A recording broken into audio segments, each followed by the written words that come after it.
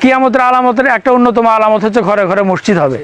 তো সে আলামত তো আপনারা এই গ্রামে শুরু করছেন, যে এই যে একটা মসজিদ, এই যে একটা মসজিদ, দুটোই জামে মসজিদ, মাঝখানে খালি একটা প্লট জমি।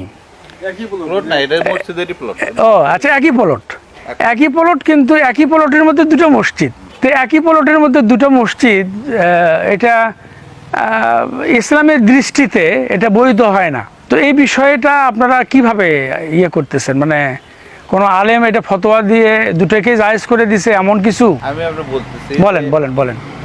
এই মসজিদের সৃষ্টির পূর্বে, এটা মসজিদটা তৈরির পূর্বেই এইটা জায়গার এটা বিভিন্ন শরিকের জায়গা, এই জায়গা নিয়ে ভাগ বাটোয়ারা নিয়ে একটা মামলা চলমান থাকাকালীন সময়ে, তো তখন এই যে এটা পুরানা মসজিদ, এটা আমাদের এই গ্রামের 100 বছরের পুরানা মসজিদ, গ্রামের সৃষ্টি লগ্ন থেকে মসজিদটা আছে, আমাদের ওই পাশে ছিল, ওখান থেকে